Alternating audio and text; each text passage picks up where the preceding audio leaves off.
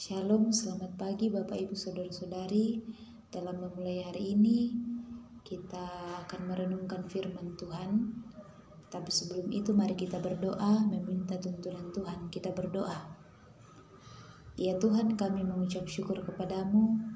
Saat ini kami akan membaca dan merenungkan firman Tuhan. Sebelum kami melanjutkan hari ini, kami mohon tuntunan Tuhan. Kuasai kami dengan kuasa Roh Kudus-Mu, agar kami mampu menjadi pendengar yang baik. Biarlah firman-Mu tidak berlalu begitu saja, tetapi kami memahami dan mengerti, dan kami jadikan pedoman dalam langkah hidup yang Tuhan karuniakan bagi kami. Ampuni salah dan dosa kami Tuhan, dalam Kristus Yesus kami datang berdoa. Amin. Bacaan kita hari ini Bapak Ibu Saudara-saudari terdapat dalam Kitab Yehezkiel pasal 2 ayat 8 hingga pasal 3 ayat 11. Kitab Yehezkiel pasal 2 ayat 8 hingga pasal 3 ayat 11. Saya membacakannya bagi kita semua. Panggilan Yehezkiel, firman Tuhan. Dan engkau anak manusia, pergilah. Saya ulangi. Dan engkau anak manusia, dengarlah apa yang kufirmankan kepadamu. Janganlah memberontak seperti kaum pemberontak ini. Ngangakanlah mulutmu dan makanlah apa yang kuberikan kepadamu. Aku melihat sesungguhnya ada tangan yang terulur kepadaku, dan sungguh dipegangnya sebuah gulungan kitab, lalu dibentangkannya di hadapanku. Gulungan kitab itu ditulis timbal balik, dan di sana tertulis nyanyian ratapan, keluh kesah dan rintihan. Firman-Nya kepadaku, hai anak manusia, makanlah apa yang engkau lihat di sini. Makanlah gulungan kitab ini dan pergilah, berbicaralah kepada kaum Israel. Maka kubukalah mulutku dan diberikannya gulungan kitab itu kumakan.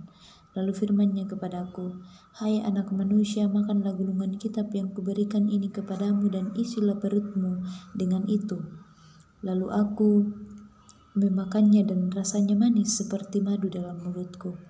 Firman-Nya kepadaku, hai anak manusia, mari, pergilah dan temuilah kaum Israel dan sampaikanlah perkataan-perkataanku kepada mereka. Sebab engkau tidak diutus kepada suatu bangsa yang berbahasa asing dan yang berat lidah, tetapi kepada kaum Israel, bukan kepada banyak bangsa-bangsa yang berbahasa asing dan yang berat lidah, yang engkau tidak mengerti bahasanya. Sekiranya aku mengutus engkau kepada bangsa yang demikian, mereka akan mendengarkan engkau. Akan tetapi kaum Israel tidak akan mendengarkan engkau, sebab mereka tidak mau mendengarkan aku. Karena seluruh kaum Israel berkepala batu dan bertegar hati. Lihat, aku meneguhkan hatimu melawan mereka yang berkepala batu dan membajakan semangatmu melawan ketegaran hati mereka. Seperti batu intan yang lebih keras daripada batu, kuteguhkan hatimu. Janganlah takut kepada mereka dan janganlah gentar melihat mukanya, sebab mereka adalah kaum pemberontak. Selanjutnya firman-Nya kepadaku, hai anak manusia, perhatikanlah segala perkataanku yang kufirmankan kepadamu, dan berikanlah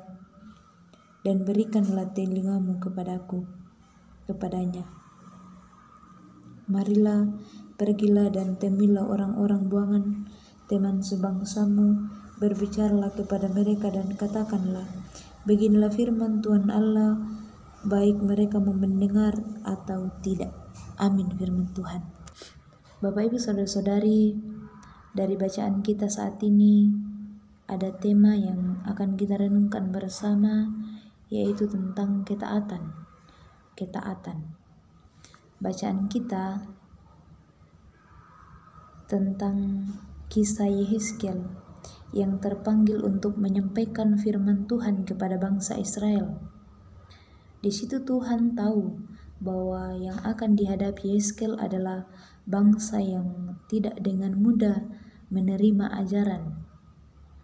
Jelas dalam bacaan Tuhan mengatakan mereka menerima atau tidak, karena mereka adalah bangsa pemberontak dan juga melawan Allah. Kesetiaan dan ketaatan secara total ditunjukkan oleh Yeskel kepada Tuhan. Ia memakan seluruh gulungan kitab sesuai dengan perintah Tuhan baginya. Buah dari ketaatan Yehezkel, yaitu ia memperoleh kekuatan ilahi untuk mewartakan firman-Nya. Kita tahu bahwa dalam menghadapi bangsa Israel tentu tidak mudah dan menjadi tantangan bagi Yehezkel. Tetapi karena ketaatannya, kesetiaannya secara total di hadapan Allah, ia memperoleh kekuatan dan dorongan dari Tuhan untuk mewartakan apa yang difirmankan Allah baginya. Nah, Bapak Ibu Saudara-saudari, kita sebagai orang Kristen mempunyai tanggung jawab yang sama untuk mewartakan kebenaran firman Tuhan. Saat menghadapi situasi yang tidak terduga dan orang-orang yang tidak mau mendengar, tentu situasi itu akan kita hadapi ya Bapak Ibu Saudara-saudari. Sebuah tantangan dalam menyatakan kebenaran Tuhan. Tetapi mari kita belajar dari sikap Yehezkel yang taat melakukan apa yang diperintahkan Tuhan. Kita pun semestinya terus bertahan dalam memberitakan kebenaran, walaupun situasi dan kondisi tidak mendukung kita, tetapi bertahanlah untuk menyatakan kebenaran, karena itulah yang diinginkan Tuhan. Jangan takut, melangkah saja sebab firman Allah yang adalah kebenaran telah kita terima dan itulah yang kita kabarkan kepada sesama kita. Tugas kita adalah mewartakan firman Tuhan dalam ketaatan. Apa yang dialami Yehezkel, karena ketaatannya, kesetiaannya, ada kuasa ilahi yang Allah anugerahkan baginya untuk mampu mewartakan firman Tuhan. Begitupun dengan kita, ketika kita mau hidup taat dan setia di dalam Tuhan, percaya bahwa ada kuasa Tuhan yang akan memampukan kita. Walaupun kita menyadari diri kita bahwa kita terbatas, kita lemah, tetapi ketika kita mau dipakai Tuhan, kita hidup dalam ketaatan, maka percaya bahwa Roh-Nya akan bekerja dalam diri kita, memampukan kita untuk mewartakan kebenaran Tuhan dalam kehidupan kita setiap hari.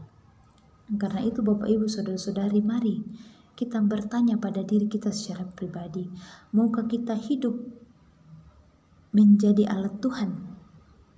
Apa respon kita terhadap panggilannya?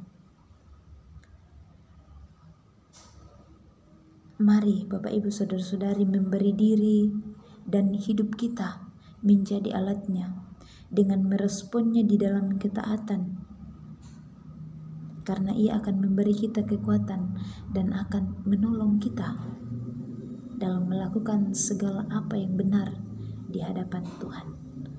Amin. Ya Tuhan, kami bersyukur di saat ini kami boleh belajar firman-Mu.